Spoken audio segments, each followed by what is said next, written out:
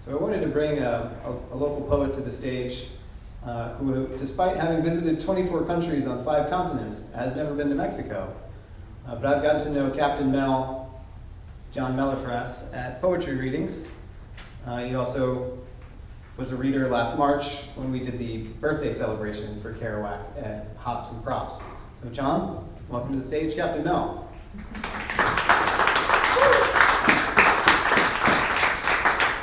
I'll go. Give you one.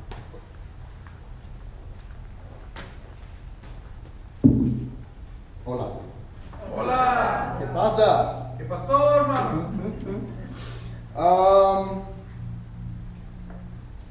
So if you're like me and a lot of artists, we move to St. Pete and you find out, oh, Jack Kerouac died here.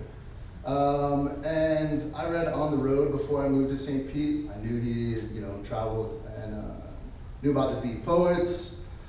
I watched Russell Brand's following of Jack Kerouac out to San Francisco, and that was really entertaining. But the history of the Beat Poets and their influence on the counterculture of 1960s was pretty interesting to me. I did not know that Jack Kerouac and Alan Watts were contemporaries. And so learned a little bit about the flow there, about Zen Buddhism in the late 50s, early 60s. I bring that up because the first poem is kind of about that. It's the 6th chorus. This thinking is stopped. Buddha's secret moonlight is the ancient virtue of laying up and thinking happy and comfortable thoughts. This, which modern society has branded loafing, is made available to people now apparently only by junk. Self depends on existence of other self, and so no solo universal self exists. No self, no other self, no innumerable selves, no universal self, and no ideas relating to existence or non-existence thereof. The greatest, who has undertaken to comfort innumerable beings, the kind one, the art of kindness master, the master of wisdom, the great ferryman, the great vehicle being.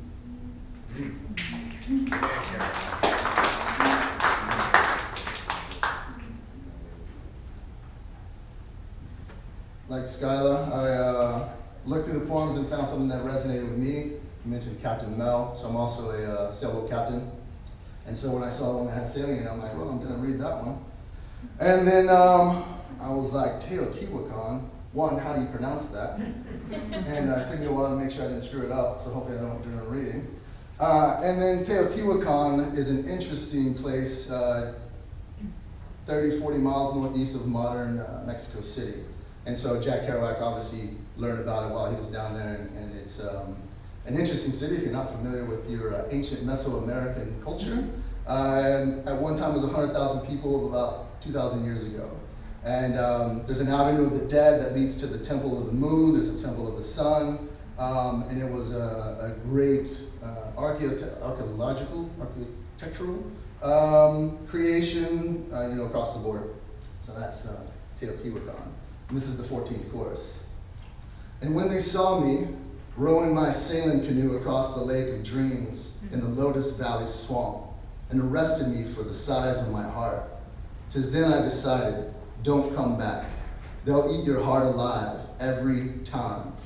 But there's more blood I shed out of my pumping heart at Teotihuacan and everywhere else, including Turban Block, Lookout, Ort. I got more water pissed in the ocean as a sailor of the several seas than Sallow's aphorism will allow.